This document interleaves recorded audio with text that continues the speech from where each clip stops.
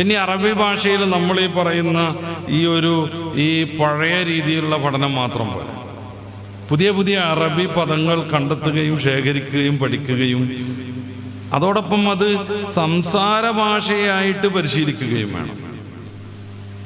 കാരണം എന്താണെന്ന് വെച്ച് കഴിഞ്ഞാൽ നമ്മുടെ ദഅവത്ത് ഇനി അദ്വൈതത്തിലേക്കാണ് നീങ്ങേണ്ടത്.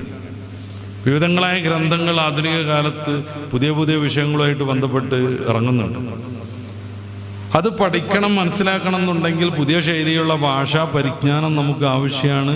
അല്ലാതെ അതിൻ്റെ മുന്നിൽ ഇങ്ങനെ വാ വിളിച്ചിരിക്കാനേ പറ്റുള്ളൂ. അപ്പം നമ്മുടെ അറബി ഭാഷാ പരിജ്ഞാനവും ഒരു ആഗോളീകരണാനന്തരം അല്ലെ ആഗോളീകരണത്തിന് ശേഷം, ആഗോളവൽക്കരണത്തിന് ശേഷം ഭാഷയിലടക്കം എല്ലാത്തിലും വിശാലമായ കുറേ കാഴ്ചപ്പാടാണ് രൂപപ്പെടുന്നത്. ഭാഷയുടെ അടിസ്ഥാന ഭാഗങ്ങൾ പരിഗണിക്കേണ്ടതില്ല, അങ്ങനെയെങ്കിലും കാര്യങ്ങളോട് മനസ്സിലാക്കിയാൽ മതി എന്ന് പോസ്റ്റ് മോഡേൺ യുഗത്തിൽ പലരും സമർത്ഥിക്കാറുണ്ട്. നമ്മളെ സംബന്ധിച്ചിടത്തോളം അങ്ങനെ ഒപ്പിച്ച ഭാഷാ പഠനം പോരാ, കൃത്യമായ രീതിയിൽ ഭാഷ പഠിക്കുക തന്നെ വേണം. അള്ളാഹു പരിശുദ്ധ ഖുർആനിനെ അവതരിപ്പിച്ചത് അറബി ഭാഷയിലാണ് അല്ലെ, ബിലിസാനിൻ അറബിയും മുബീൻ എന്ന് സൂറത്ത് ഷൂറായിലൊക്കെ അള്ളാഹു അത് വിശദീകരിക്കുന്നുണ്ട്. എന്തുകൊണ്ട് വ്യക്തമായ അറബി ഭാഷയിൽ ഖുർആൻ അവതരിപ്പിച്ചു? അറബി ഭാഷയെക്കുറിച്ച് നമ്മൾ പ്രത്യേകം പഠിക്കുമ്പോൾ മനസ്സിലാകും, ഏറ്റവും ഊർജ്ജസ്വലമായ ഭാഷ അതാണ്. പദങ്ങളാണെങ്കിലും വിശേഷണങ്ങളാണെങ്കിലും ഓരോ പദം ഉൾക്കൊള്ളുന്ന അർത്ഥസാരമാണെങ്കിലും പദസമ്പത്തിൻ്റെ വിഷയത്തിലാണെങ്കിലും എല്ലാ ഭാഷയെക്കാളും മുന്നിൽ നിൽക്കാൻ പറ്റുന്ന ഒരു ഭാഷയാണ് അറബി. അത് വിസ്തരിച്ച് പറയാൻ പറ്റുന്നൊരു വേദിയല്ല ഇത് എന്ന് എനിക്കറിയാം. എന്നാലൊന്ന് സൂചിപ്പിച്ചതാണ്. ഒരു ഫെയില് കാണുമ്പോഴേക്ക് ആണാണോ പെണ്ണാണോ ചെയ്തു എന്ന് മനസ്സിലാക്കാൻ പറ്റുന്ന ഭാഷ അറബിയാണ്. ഒരു ഉദാഹരണത്തിൽ സീത വന്നാലും രാമം വന്നാലും മലയാളത്തിൽ വന്നു എന്ന് തന്നെയാണ് പറയുന്നത്. സീത വന്നാലും രാമം വന്നാലും വന്നു എന്നാണ് പറയുന്നത്. അപ്പൊ വന്നു കണ്ടിട്ട് വന്നത് ആണാണോ പെണ്ണാണോ തിരിച്ചറിയാൻ പറ്റും. നേരെ മറിച്ച് അറബിയിലാണെങ്കിൽ അത് ആണിന് വേറെ പദം, പെണ്ണിന് വേറെ പദം. പദം പൂർണ്ണമായിട്ട് മാറാന്നല്ല, ആ പദം കണ്ടാൽ മനസ്സിലാവും ഏതാണെന്നുള്ളത്. അത് ഈ ഭാഷാ ഗോത്രങ്ങളിൽ ഗ്രാമറിലൊക്കെ ബന്ധമുണ്ടാവും ഞാൻ നേരത്തെ പറഞ്ഞിട്ടുണ്ട്. അത് അറബി ഉൾക്കൊള്ളുന്ന സെമിറ്റിക് ലാംഗ്വേജ് എന്ന് പറയുന്ന ഭാഷാഗോത്രം, സെമിറ്റിക് ഭാഷാഗോത്രം, ഹീബ്രു, അരമായിക്ക്, സുറിയാനി, അറബിക്, ഈ 4 ഭാഷകളാണ് അതിലുള്ളത്. അതിലിപ്പോഴും ഊർജ്ജസ്വലമായി നിൽക്കുന്നതും വളരെ സജീവമായിട്ടുള്ളതും അറബി മാത്രമാണ്. ഹീബ്രു ഇന്ന് ഇസ്രായേലിലൊക്കെ ഉണ്ടെങ്കിലും അത് ആധുനിക ഹീബ്രു ആണ്. പുള്ളിയുള്ള അക്ഷരം ഒന്നുപോലും ഇല്ലാതെ ഒരു മനുഷ്യന്റെ ജീവിത ചരിത്രം മൊത്തം എഴുതി വെക്കുക എന്ന് പറഞ്ഞാൽ അറബി ഭാഷയിലുള്ള പദസമ്പത്തിന്റെ ഒരു എന്താണ് പറയാ ആഴം ആലോചിച്ച് നോക്കും. ഇപ്പൊ വൊവ്വൽസ് ഇല്ലാത്ത പദങ്ങൾ മാത്രം ചേർത്തിട്ട് ഇംഗ്ലീഷിൽ ഒരു വരി എഴുതാൻ നമുക്ക് പറ്റും. ഇംഗ്ലീഷിൽ ഒരു വരി എഴുതാൻ നമുക്ക് പറ്റും. ഒരു ഗ്രന്ഥം ഒന്നിച്ചുണ്ടാക്കണ്ട, ഒരു വരി എഴുതാൻ നമുക്ക് പറ്റൂല എന്ന് പറഞ്ഞാൽ അത് അങ്ങനെയാണ് വസ്തുത. നേരെ മറിച്ച് ഒരു കിതാബ് മൊത്തം പുള്ളിയുള്ള അക്ഷരങ്ങൾ, വൊവൽസ് മാത്രമല്ല പുള്ളിയുള്ള അക്ഷരങ്ങൾ, അതിൻ്റെ ഇരട്ടിയിലേറെ വരും. പുള്ളിയുള്ള അക്ഷരങ്ങളുള്ള ഒരൊറ്റ പദം പോലും ഉപയോഗിക്കാതെ ഒരു ഗ്രന്ഥം രചിക്കുകയാണ്. അത് ആ രചിച്ച മഹാത്മാവിന്റെ ഭാഷാസിദ്ധിയിലുള്ളൊരു നല്ല തെളിവാണ്. അതോടൊപ്പം ഈ ഭാഷയുടെ മഹത്വം, കാരണം ഒരാളുടെ ജീവചരിത്രം രചിക്കാൻ മാത്രം പുള്ളിയില്ലാത്ത പദങ്ങൾ തന്നെയും ഈ ഭാഷയിൽ ധാരാളമുണ്ട്.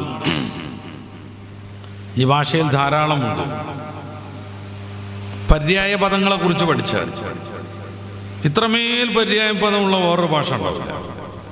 അതെന്തിനാന്ന് ചോദിച്ചാൽ അവസരോചിതം ഉപയോഗിക്കാൻ പറ്റും, സാഹിത്യം മനോഹരാക്കാൻ പറ്റും. എല്ലാം ഒരേ വർത്താനം ഒരു കവിതയിൽ മൊത്തം ഒരു 10-50 പ്രാവശ്യം ഒരേ പദം ആവർത്തിച്ച് വരികയാണെന്നുണ്ടെങ്കിൽ പിന്നെ ആ കവിത വായിക്കാൻ ഒരു ഗുണം ഉണ്ടാവില്ല.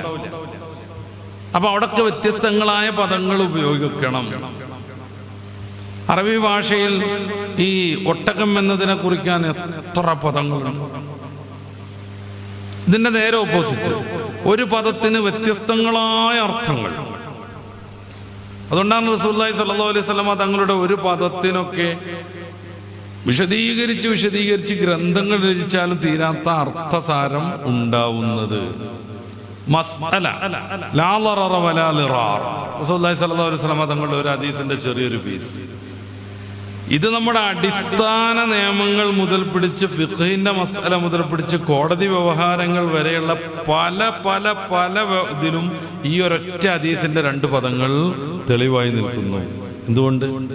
എന്തുകൊണ്ട് ആ പദത്തിന് അത്രമേൽ അർത്ഥ സാധ്യതകളുണ്ട്. ഒരൊറ്റ പദത്തിന് 50-100 അർത്ഥങ്ങൾ. ഒരൊറ്റ ആശയം കുറിക്കാൻ വേണ്ടി 100-150 പദങ്ങൾ. ഒരൊറ്റ ആശയം കുറിക്കാൻ വേണ്ടി 100-150 പദങ്ങൾ. അപ്പൊ സാഹിത്യപരമായി ഏറ്റവും ഉന്നതിയിൽ നിൽക്കുന്ന ഒരു ഭാഷയാണെന്ന് നമുക്ക് മനസ്സിലാക്കാൻ പറ്റും. കാരണം പദങ്ങൾക്ക് മൂല്യം കൂടുന്ന അനുസരിച്ച് ഭാഷയുടെ മൂല്യം കൂടി വരും. ഇഷ്ടംപോലെ പദങ്ങൾ ഉപയോഗിക്കാൻ കഴിയുന്നതനുസരിച്ച് ഭാഷയിൽ വൈവിധ്യം വരും, ആസ്വാദനശേഷി കൂടും. ഒരേ പദം തന്നെ കുറേ 4 വരിയിൽ വന്നിട്ടുണ്ടെങ്കിൽ തീർച്ചയായിട്ടും നമുക്ക് അത് കേൾവി ഒരു അരോചകമായിട്ട് മാറും. പരിശുദ്ധ കലാമാകുന്ന ഖുർആൻ സംരക്ഷിക്കേണ്ടതിന് വേണ്ടി പടച്ച റബ്ബ് അറബി ഭാഷയെ വളരെയേറെ സംവിധാനങ്ങൾ വെച്ച് സംരക്ഷിച്ചു പോന്നു. മുമ്പ് സൂചിപ്പിച്ച നിങ്ങൾ ഓർക്കുന്നുണ്ടാവും, ഇസ്മായിൽ നബി അലൈഹി സ്വലാത്തു വസ്സലാം സംസാരിച്ച ഒരു അറബി പദം ഇന്ന് നമുക്ക് കണ്ടുകിട്ടുകയാണെങ്കിൽ അത് പുതിയ അറബി പഠിച്ച നമുക്ക് അതിന്റെ അർത്ഥം മനസ്സിലാകും. ചില്ലറ സംഭവമല്ല. റസൂലുള്ളാഹി സ്വല്ലല്ലാഹു അലൈഹി വസല്ലം തങ്ങൾ അന്ന് തന്റെ അനുയായികളോട് പറഞ്ഞ ഏതെങ്കിലും ഒരു കാര്യം, ഖുലൂ മിനത് ത്വയ്യിബാത്ത് വഅമലൂ സ്വാലിഹാൻ. തന്റെ അനുയായികൾക്ക് ഹബീബായ നബി തങ്ങൾ 1500 വർഷം മുന്നേ നൽകിയ ഒരു ഉപദേശമാണ്. ഖുലൂ മിനത് ത്വയ്യിബാത്ത്, നല്ലത് കഴിച്ചോളൂ, വഅമലൂ സ്വാലിഹാൻ, നന്മ ചെയ്തോളൂ. ഇത് ഇന്ന് അറബി പഠിച്ചൊരു മനുഷ്യനും അർത്ഥം വെക്കാൻ കിട്ടും, മനസ്സിലാകും. അയാളെ സംബന്ധിച്ച് അതൊരു അരോചകമേ അല്ല, ഇതൊരു മഹാത്ഭുതമാണ്, ചില്ലറ സംഗതി അല്ല. ഇത് നമ്മൾ അത്രമേൽ ആഴത്തിൽ മനസ്സിലാക്കിയെന്നറിയില്ല. കാരണം ഒരു 100 വർഷം മുന്നേയുള്ള മലയാളമല്ല ഇന്നുള്ള മലയാളം. 100 വർഷം മുന്നേയുള്ള ഇംഗ്ലീഷ് അല്ല ഇന്നുള്ള ഇംഗ്ലീഷ്. 600 വർഷത്തിൽ താഴെയാണ് ഷേക്സ്പിയറിന്റെ ജീവിതം കഴിഞ്ഞു പോയത്. അയാൾ എഴുതിയ ഇംഗ്ലീഷ് ഇന്ന് വായിച്ച് മനസ്സിലാക്കണമെങ്കിൽ അത് മാത്രം സ്പെഷ്യലൈസ് ചെയ്ത് പഠിച്ച ഒരാൾ അത് ഇംഗ്ലീഷ് ഭാഷയിലേക്ക് ട്രാൻസ്ലേഷൻ ചെയ്യണം. അങ്ങനെ അയാൾ പ്രൊഫസർമാർ സ്കൂളിൽ ക്ലാസ് എടുക്കുന്നത്, കോളേജിൽ ക്ലാസ് എടുക്കുന്നത്, ഒരു പേജിൽ ഷേക്സ്പിയറിന്റെ ഇംഗ്ലീഷ്, അതേ ഭാഷയിലേക്ക് അടുത്ത പേജിൽ ഷേക്സ്പിയറിന്റെ ഇംഗ്ലീഷ് ട്രാൻസ്ലേഷൻ ചെയ്തിരിക്കുന്നു. മലയാളത്തിൽ മുമ്പുണ്ടായിരുന്ന വാർത്തകൾ നമ്മൾ വായിച്ചാൽ ഒരു 40-50 വർഷം മുന്നേ രേഖപ്പെടുത്തിയ ഒരു വസ്തുവിന്റെ പ്രമാണം നമ്മൾ വായിച്ചാൽ, 30 വർഷം മുന്നേ വിരചിതമായ OV വിജയന്റെ ഒരു പുസ്തകം വായിച്ചാൽ, ഖസാക്കിന്റെ ഇതിഹാസം വായിച്ചാൽ, ഉദാഹരണം തന്നെ പറയാം, അല്ലെങ്കിൽ മലയാളത്തിൽ ലക്ഷണമൊത്ത ആദ്യത്തെ നോവലാവുന്ന ചന്തുമേനോന്റെ ഇന്ദുലേഖ വായിച്ചാൽ അവരെന്താ പറയണെന്നുള്ളത് മനസ്സിലാവില്ല നമുക്ക്. പ്രത്യേകിച്ച് അതിലെ കൊളോക്കിയൽ സംസാരങ്ങൾ, അത് ആ കഥാപാത്രം എന്താണ് പറയുന്നത് എന്ന് മനസ്സിലാവണമെന്നുണ്ടെങ്കിൽ നമുക്ക് വേറൊരാൾ ആ ഭാഷ അന്നത്തെ പദങ്ങളും പദസമ്പത്തൊക്കെ ഉള്ള ഒരാൾ വിശദീകരിച്ച് തരണം. ഇപ്പൊ സൂര്യ നമ്പൂതിരിയുടെ ഇന്ദുലേഖയോടുള്ള വർത്തമാനങ്ങൾ, സൂര്യ നമ്പൂതിരി പറയുന്ന ആ ഭാഷ ചിലപ്പോ ഇന്ന് മലയാളം പഠിച്ച ഒരാൾക്ക് മനസ്സിലാവുകയില്ല. എല്ലാ ഭാഷയിലും ഇങ്ങനെ ഒരു മാറ്റം സംഭവിക്കും. സംസ്കൃതം, നമ്മുടെ വേദകാല സംസ്കൃതം ഇന്ന് വായിച്ചാൽ സംസ്കൃതത്തിൽ 4-5 PhD എടുത്താലും അയാൾക്കിത് മനസ്സിലാവില്ല.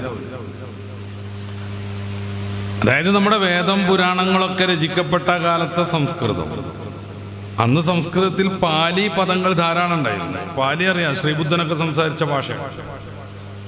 ആ പാലി കലർന്ന സംസാരത്തിൽ ആ ഭാഷയിൽ എഴുതപ്പെട്ട അന്നത്തെ ഗ്രന്ഥങ്ങൾ ഇന്ന് വായിച്ച് മനസ്സിലാക്കാൻ സംസ്കൃതം പഠിച്ച, ഡിഗ്രി നേടിയ, PG നേടിയ, PhD നേടിയ ഒരാൾക്ക് സാധ്യമല്ല.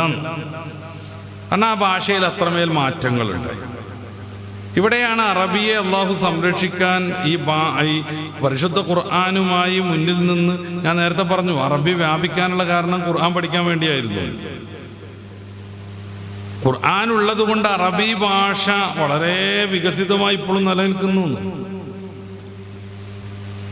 റസൂലുള്ളാഹി സ്വല്ലല്ലാഹു അലൈഹി വസല്ലമ തങ്ങൾ നേരിട്ട് ഖുർആനിൽ പറഞ്ഞ കുറേ പദങ്ങൾ നമുക്ക് കാണാമല്ലോ. ലാ തഹ്സൻ ഇന്നല്ലാഹ മഅനാ. മുമ്പൊരിക്കൽ സൂചിപ്പിച്ചതുപോലെ ഇന്ന് ഏറ്റവും കൂടുതൽ വിറ്റുപോകുന്ന സാന്ത്വന സാഹിത്യം പുസ്തകത്തിന്റെ പേര് അതങ്ങനെ തന്നെയാണ്. ലാ തഹ്സൻ ഇന്നല്ലാഹ മഅനാ. ടെൻഷൻ അടിക്കരുത്, അള്ളാഹു കൂടെ ഉണ്ട്. 1500 വർഷം മുന്നേ റസൂലുള്ളാഹി തങ്ങൾ പറഞ്ഞതാണ്. ഈ ഒരു ആശയത്തിന് വേണ്ടി നമ്മുടെ വാപ്പയുടെ വാപ്പ ഉപയോഗിച്ച ഒരു പദം ഇന്ന് നമ്മുടെ മലയാളത്തിലെ പുസ്തകത്തിന് പേരിട്ടിട്ടുണ്ടെങ്കിൽ അതെന്താന്ന് മനസ്സിലാവൂല. ഈ ആശയം നേടാൻ ടെൻഷൻ അടിക്കരുത്, അള്ളാഹു കൂടെയുണ്ട് എന്ന് ഇന്ന് നമ്മൾ ഉപയോഗിക്കുന്ന മലയാളം. കുറെ കാലം കൂടി കഴിഞ്ഞാൽ ഈ ടെൻഷൻ എന്നുള്ളതിന്റെ മലയാളം മറന്നു. അപ്പൊ ടെൻഷൻ അടിക്കരുത് എന്ന് തന്നെ പറയേണ്ടി വരും. നിരാശപ്പെടരുത് എന്ന് ചിലപ്പോ ആ ഒരു ടീമിന്റെ പൂർവികരിക്കാൻ മനസ്സിലാവുണ്ടാവുള്ളൂ. ഞാൻ കൃഷ്ണൻ നായർ ഒരു സ്ഥലത്ത് എഴുതിയിട്ടുണ്ട്. അയാൾ തിരുവനന്തപുരത്തിലൂടെ ഓട്ടോ ഓടിച്ചു പോകുന്ന സമയത്ത് ഇനി വലതുവശത്തുള്ള റോട്ടിലേക്ക് തിരിക്കാൻ പറയാണ്. ഓട്ടോ ഡ്രൈവർ ചോദിച്ചു തിരിഞ്ഞിട്ട്, സാർ വലത് എന്ന് പറഞ്ഞാൽ ലെഫ്റ്റ് ആണോ റൈറ്റ് ആണോ? കാരണം അയാളുടെ മുമ്പിൽ റൈറ്റ് ലെഫ്റ്റ് മാത്രമേ ശീലുള്ളൂ, ഇടത് വലത് മുമ്പിലേക്ക് ശീലേ ഇല്ല. അപ്പൊ ഈ ടെൻഷനൊക്കെ പ്രയോഗിച്ച് നമ്മൾ ഇന്നുള്ള ഈ പുതിയ പുതിയ ഇംഗ്ലീഷിൻ്റെയും മറ്റും കടന്നു കയറിയ പദങ്ങൾ മാത്രം ഉപയോഗപ്പെടുത്തി അതിൻ്റെ മലയാളം എന്താന്നുള്ളത് പ്രയോഗത്തിൽ നിന്നില്ലാണ്ടാകും. അതേ പ്രശ്നം മലയാളത്തിലൊക്കെ യാദൃച്ഛികമായി സംഭവിക്കുന്നതാണെങ്കിൽ അറബിയിൽ ബോധപൂർവം നടക്കുന്നുണ്ട്. ഓറിയന്റലിസ്റ്റുകളൊക്കെ അറബി ഭാഷയെ മൗലികത നശിപ്പിക്കാൻ വേണ്ടി ഇഷ്ടംപോലെ ഇംഗ്ലീഷ് പദങ്ങൾ ബോധപൂർവം ഇതിൽ പ്രയോഗിച്ച് കയറ്റുന്നുണ്ട്. അതൊക്കെ ഉണ്ടായിട്ടും റസൂലുള്ളാഹി സ്വല്ലല്ലാഹു അലൈഹി വസല്ലമ തങ്ങൾ പറഞ്ഞ ഒരു പദം ഇന്ന് നമുക്ക് അർത്ഥം മനസ്സിലാകാതെ പോണില്ല. ഷേക്സ്പിയറിന്റെ ഇംഗ്ലീഷ് പോലെ ആവണില്ല, അല്ലെങ്കിൽ OV വിജയന്റെ ഖസാക്കിന്റെ ഇതിഹാസം പോലെ ആവണില്ല, ചന്തുമേനോന്റെ ഇന്ദുലേഖ പോലെ ആവുന്നില്ല. അല്ലാഹു സാലിസുഹുമാ ഖുർആൻ ഉദ്ധരിച്ച സൗർ ഗുഹയിലെ മറ്റൊരു പ്രയോഗം. സിദ്ദീഖ് റളിയല്ലാഹു അൻഹുവിനെ ആശ്വസിപ്പിച്ചുകൊണ്ട് റസൂലുള്ളാഹി പറയാ, ഈ രണ്ടുപേരെ കുറിച്ച് എന്താ താങ്കളെ വിചാരം? അല്ലാഹു സാലിസുഹുമാ, മൂന്നാമനായി അവരെ സഹായിക്കാൻ അള്ളാഹു ഉണ്ടെന്നിരിക്കെ എന്താ അങ്ങ് വിചാരിക്കണത്?